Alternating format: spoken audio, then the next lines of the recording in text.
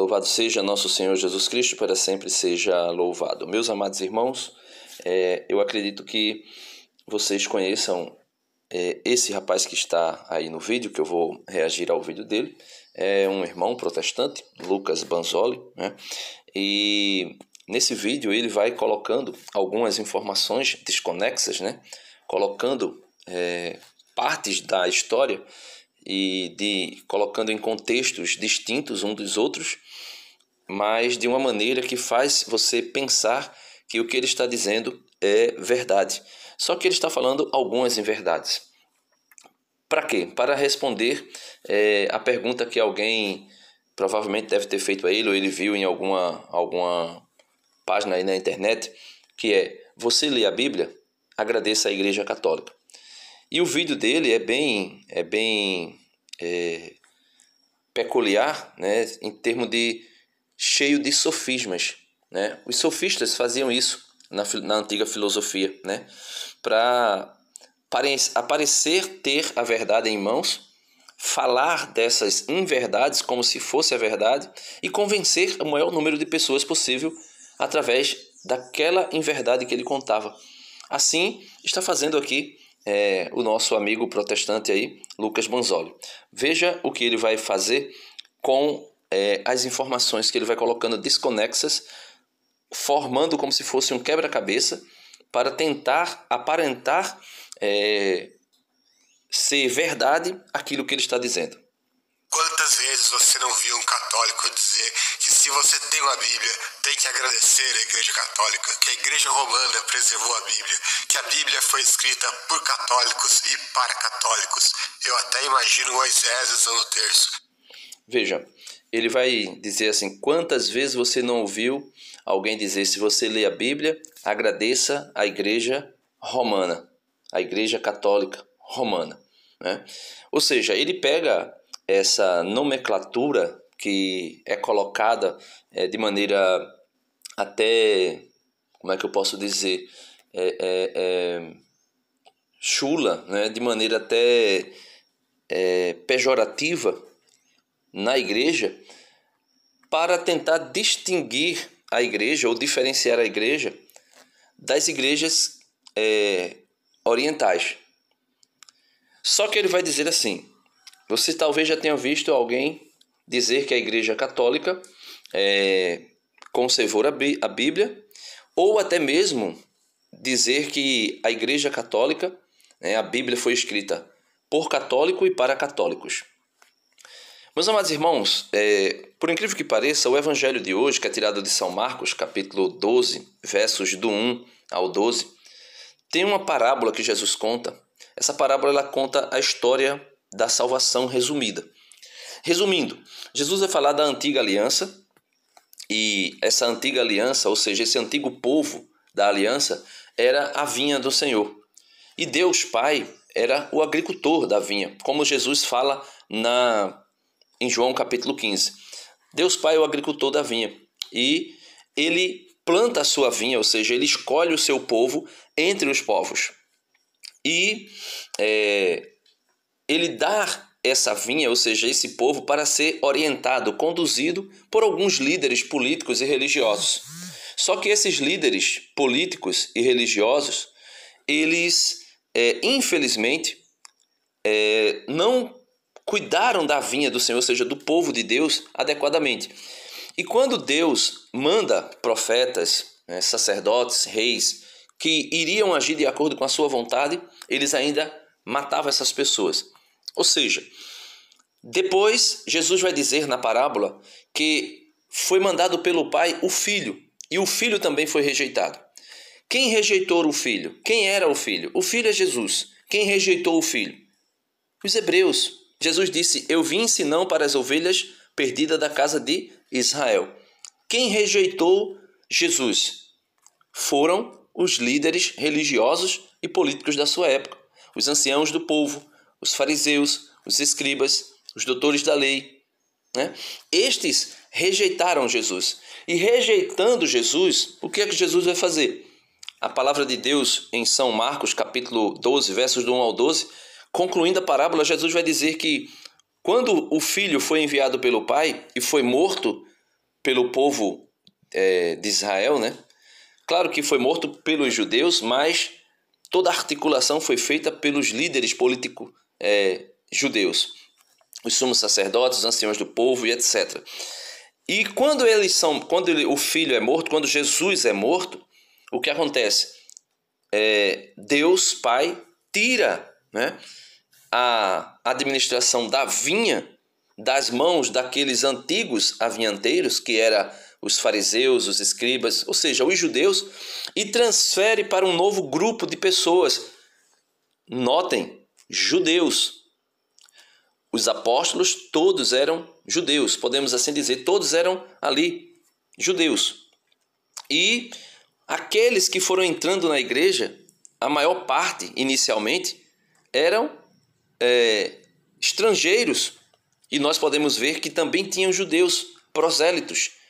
Ou seja, a igreja nasce judia. A igreja nasce ali do povo judeu. Então, ele vai dizer o seguinte, seguindo aí, ele vai tentar dizer que quem escreveu a Bíblia e conservou a Bíblia, o Antigo Testamento, era o povo judeu. Mas veja aí. Para começo de conversa, 3/4 da Bíblia é o Antigo Testamento. E o Antigo Testamento foi preservado pelos judeus, não pela igreja. Então veja, foi conservado pelos judeus e não pela igreja. Só, meus amados irmãos, que esse povo judeu que conservou a Bíblia lá atrás, o Antigo Testamento, esse povo judeu, ali, naquele povo, estava o germe da igreja. O que significa isso? Aquele povo é a igreja, na antiga aliança. Então nós podemos dizer de maneira muito clara, sem medo de errar, o povo da antiga aliança era a igreja, em uma forma tipológica, sim, em uma forma subliminar, né, escondida ainda, sim, de uma forma como imagem, como figura, e principalmente como germe. Ou seja, você pega uma semente, uma semente de qualquer árvore que seja, tem a semente. E lá dentro da semente tem uma coisa chamada germe da semente. Você lança, como Jesus diz, você lança o grão de trigo na terra. Quando o grão de trigo morre, germina, ou por isso chama germe, germina uma nova planta e dali gera-se muitas espigas de trigo. Por isso Jesus vai dizer, se o grão de trigo morre e germina, ele gera frutos. Se ele não morre, ele não gera fruto. Então, o povo da antiga aliança, lá estava ali o germe da igreja. E muito mais, a igreja não estava somente na antiga aliança. Veja, quando Moisés vai pedir que num arraial lá, pedir que as pessoas comecem a profetizar, e fala da profecia, diz que o Espírito desceu lá, como que um Pentecostes, o Espírito desceu sobre aqueles homens e eles começaram a profetizar. E alguns homens que não foram para aquela reunião começaram a profetizar lá no acampamento. Aí Josué, com ciúme, vai até Moisés dizer, olha, manda que eles parem. Moisés vai dizer, quem dera que todo Israel profetizasse. Ou seja, ali, naquela assembleia, ou seja, naquela igreja da antiga aliança, já está a igreja da nova aliança, que é a mesma, só se mudou a aliança.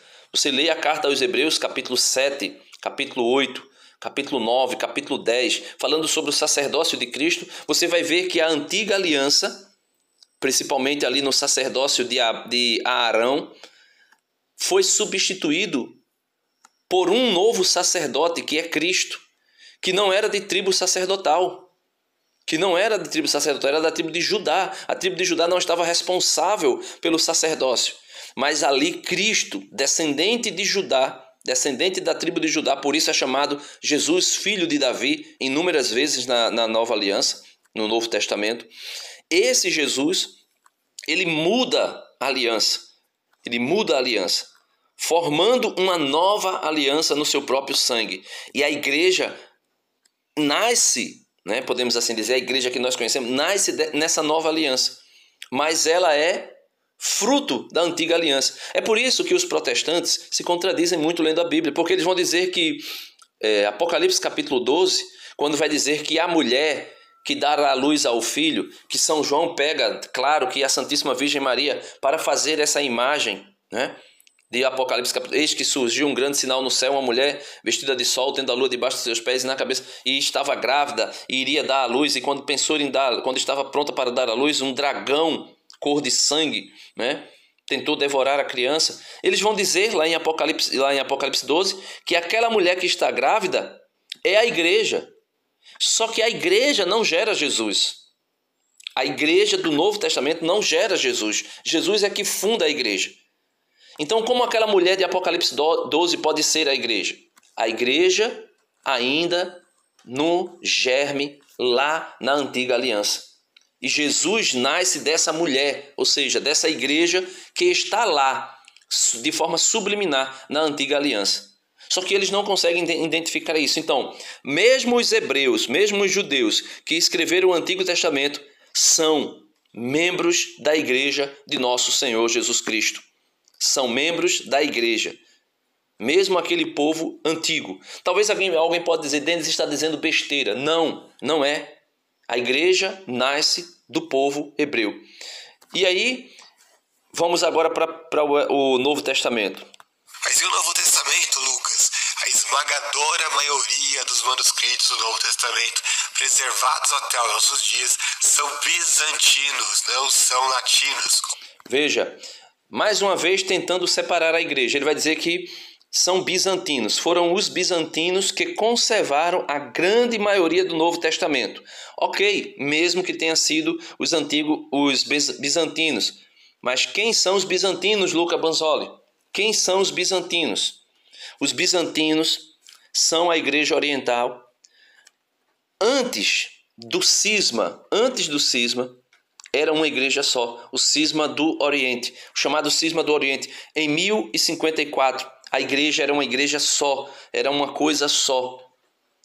Então, não tem como separar a igreja ocidental da igreja oriental.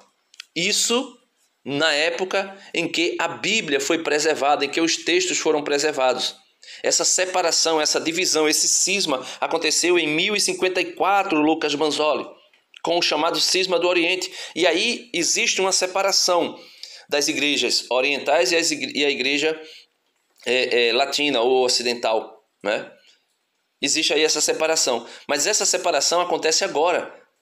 Acontece agora, entre aspas, né? Em 1054. Em 1054. Mas era uma coisa só. E ainda existem igrejas orientais que estão unidas a Roma, que tem o seu líder maior, podemos assim dizer, ou cabeça da igreja, o Papa. Cabeça da igreja, né? O cabeça visível da igreja, aquele que detém de próprio Cristo a infalibilidade para, quando falar de fé e moral, conservar a igreja na unidade. Então, esses textos que você chama de bizantinos, eles faziam parte da igreja. Os bizantinos eram parte da igreja católica, não é? Se separaram, sim. Por quê? Cismáticos, né? Assim como os protestantes. Mas vamos ver o que é que ele continua dizendo. Ou seja, eles foram preservados pelas igrejas orientais, não pela igreja romana. Então, seu Lucas Banzoli, você é realmente um sofista. Porque quando você separa a igreja oriental e a igreja latina, ou a igreja romana, como vocês apresentam de forma pejorativa, né? Eles são romanistas.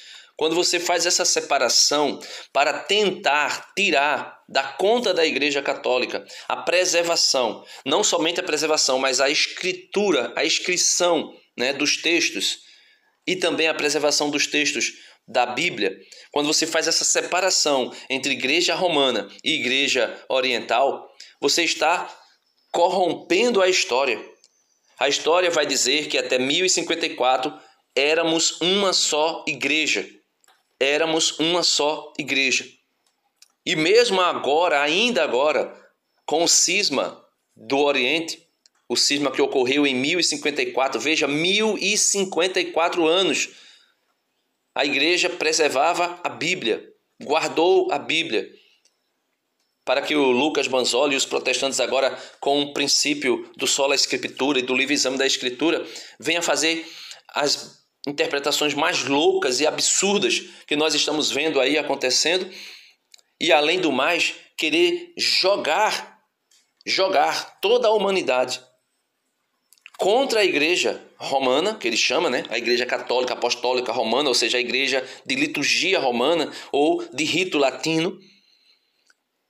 Vem jogar todo mundo contra, porque vai dizer que a igreja escondeu a Bíblia. A igreja, sim, ela fez. O que foi que a igreja romana fez? Ela escondeu a Bíblia. Veja o que ele diz aí, que chega a ser dá náuseas, né? Infelizmente. Isso não significa que a igreja romana não teve nenhum papel na questão da Bíblia. Ela teve sim em proibir a leitura da Bíblia durante séculos e perseguir até a morte os tradutores da Bíblia, que cometeram o grande crime de colocar a Bíblia nas mãos do povo. Então veja, aqui está, né? Aqui está sofismas, mentiras, né? Inverdades.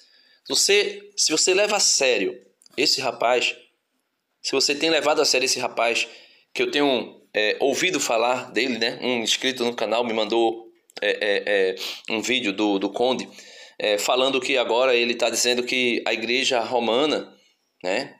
A igreja católica, apostólica romana, que eles fazem essa separação que é para tentar fazer as pessoas acreditarem nas inverdades deles. Ele está dizendo que a igreja romana sequestrou a patrística, que a patrística, ou seja, os autores, os padres da igreja até o quarto, quinto século, sexto século, acredito que dura os escritos patrísticos, ele está querendo dizer que esses padres da igreja, eles não são católicos apostólicos romanos. Por quê? Porque eles pegam essa divisão de nomenclatura na igreja ou de liturgia na igreja e tenta criar uma mentira como se a igreja católica fosse desassociada ou desmembrada da igreja dos pais da igreja. Quem foi São Justino? Quem foi Santo Inácio de Antioquia? Quem foi Policarpo de Esmirna? Quem foi Santo Irineu de Lyon? E tantos padres da igreja, membros da igreja católica, que até o ano 1054, antes do cisma do Oriente, existia uma única igreja, Lucas Banzoli. Aí você chega com 16 séculos de atraso, interpretando a Bíblia à luz de vela na pessoa de Lutero, interpretando a Bíblia, o livre exame da Bíblia que o próprio Lutero aplicou, aí lê a carta de São Paulo aos Romanos e ler lá, o justo viverá da fé. Aí Lutero vai traduzir a Bíblia e coloca lá uma deturpação, uma manipulação no texto. Vai dizer, o justo viverá somente da fé. E passa a dizer que o justo será salvo somente pela fé. E aí eu peço para que todo mundo leia agora a carta de São Tiago, capítulo 2, versículo 24. Ele vai dizer, vede, ó homem, como o homem é justificado pelas obras e não somente pela fé. Ou seja, a palavra de Deus nos revela claramente que a igreja una, santa, católica e apostólica, a de rito romano ou a de rito bizantino, copta, maronita, qualquer que seja, é a igreja de nosso Senhor Jesus Cristo. Algumas das igrejas orientais estão separadas de Roma, sim, são cismáticas, tornando-se assim igrejas, entre aspas, ortodoxas, porque elas vão dizer que a ortodoxia cristã está com ela, quando na verdade não está, porque eles são cismáticos. E fazendo isso, gera na cabeça de homens como o Lucas Banzoli essa confusão, a confusão de querer desassociar a igreja una, santa, católica e apostólica das escrituras. E dizer que a igreja escondeu as escrituras. Mentira. Isso é uma mentira. Isso é uma mentira. Vocês nasceram com a imprensa. Infelizmente, podemos até dizer infelizmente, porque inúmeros textos da Bíblia, mal traduzidos, corrompidos, foi espalhado para todo mundo. Nasceram com a imprensa. Agora, antes da imprensa, a igreja, quem tinha uma biblioteca, eram pessoas que tivessem poder aquisitivo que você não consegue nem imaginar. Comprar um livro, um manuscrito, né? Na época, que não existia imprensa, era a mesma coisa que alguém comprar uma Ferrari hoje. Então isso tudo é mentira, isso tudo é falácia, é sofisma para tirar as pessoas da igreja. Meu irmão, quer um conselho? Procure aqui no canal e também em outros canais testemunhos de pastores que abandonaram o protestantismo. E você vai ver a mentira que é o protestantismo e tudo aquilo que eles representam. Que Deus abençoe, que Deus nos ajude. Amamos os protestantes e amo os protestantes e amo tanto que eu farei de tudo para que eles saiam do protestantismo, da mentira, do engano, do erro e venham para a santa e amada Igreja Católica, fora da qual não há salvação. Deus abençoe vocês e até o próximo vídeo, se Deus quiser.